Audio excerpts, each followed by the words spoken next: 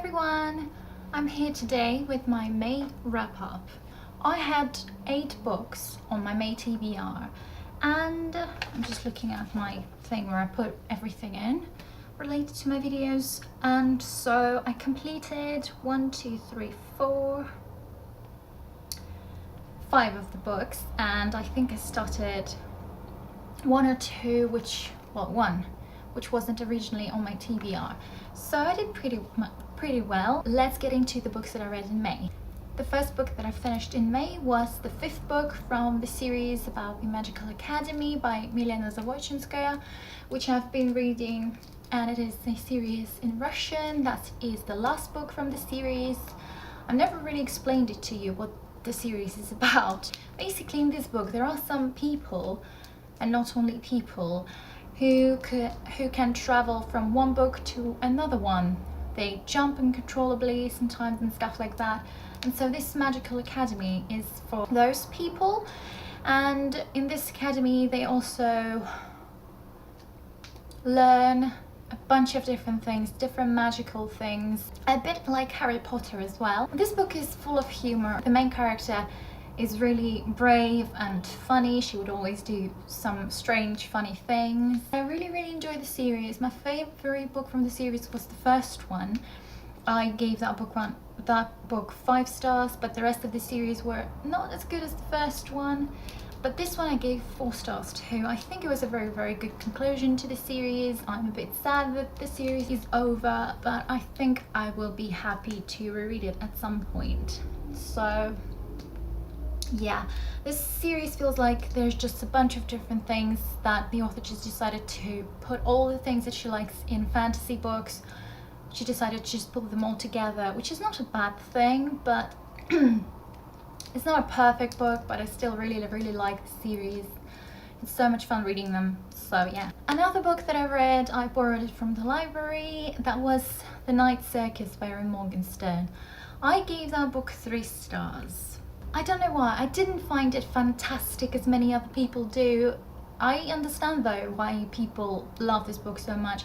It really is magical, it is beautifully written, the plot might be interesting for some people, but for me it just didn't do it for me. I didn't care for the characters, the plot was boring for me.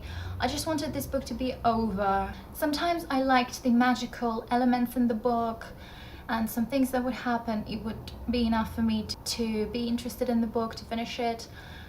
Because I gave this book 3 stars, it means that there was something in it that I liked. So it wasn't a bad book, but sometimes it was just boring for me, and also there were jumps between the past and the present, and it confused me so much because it would happen so often, and I would just get lost and confused from time to time because I didn't really like those jumps between the times. I didn't. And also, whilst reading this book, I would get so distracted with my own thoughts because the book, it wasn't just gripping me enough. So I had to force myself to continue reading it in order to finish it. So yeah. But there were some elements that I enjoyed. At some points, this book was interesting enough for me to keep reading it. But in general, no. The next book is Beauty and the Beast, Lost in a Book by Jennifer Donnelly. And I recently did a review on this book, so if you're interested in my thoughts, I will leave the link to it down below. This book, as I feel like explained many times before, is about Belle. Being at Beast's library, she discovers an interesting looking book and she opens it. There's a completely new world, and now she doesn't even know if she can come back. So this book overall was really cozy, comfortable, sweet and cute and cheesy sometimes, and I gave this book 3.5 stars, something like that. So yeah. Another book that I read, it was for an online book club that I'm a part of, and that was I Am the Messenger by Markus Zusak. I read his book The Book Thief a long time ago, like a couple of years ago, and I really liked that book. This book, I really liked it as well, but it was a completely different story. It's basically about this main character, Ed, who by accident, he's just an ordinary man, young man, he's 19 years old, and one day he just stops the robbery and he becomes the messenger. So from time to time he would get a card with some names on it, or with some addresses or with some kind of a line, and he would need to figure out who he needs to help. And so he's just going through town helping those people. I thought that this book was so sweet and cute. The tasks that he received would be really, really cute at some point. Some of them were a bit harsh and cruel, sort of, and I wasn't a big fan of it, so those moments just put me off completely loving this book and thinking of it as something really, really sweet. And you know, so those moments weren't really that great, but in general I really, really liked this book. The people that he met whilst helping were so sweet. The situations that he was in were really interesting, and it was also interesting to watch him figuring out where he needs to go, what he needs to do in order to help this person. That was really, really intriguing and interesting. Like I don't know.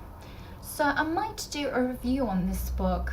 I am not sure yet. I'm not sure if I have enough thoughts for a review or anything, so I'll have to think about it a little bit more. But I gave this book 4 stars. The next book that I suddenly started reading was Percy Jackson and the Lightning Thief by Rick Riordan.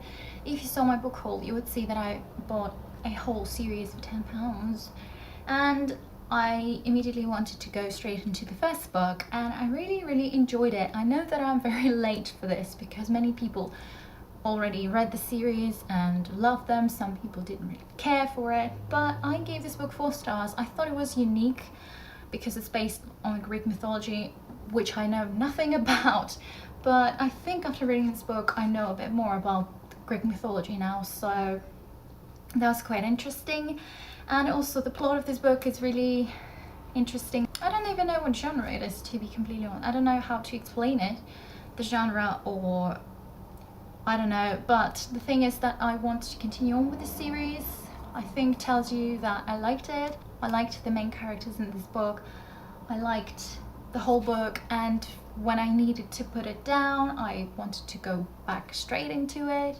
So it was a very interesting read, and like I said, definitely unique. Had I been younger, I think I would have enjoyed this book even more, but considering I'm much older now, I still enjoyed it though because I love middle grade. But I think it could be for some people another Harry Potter series, because it could be really, really great in some terms, and it is a good series, I think.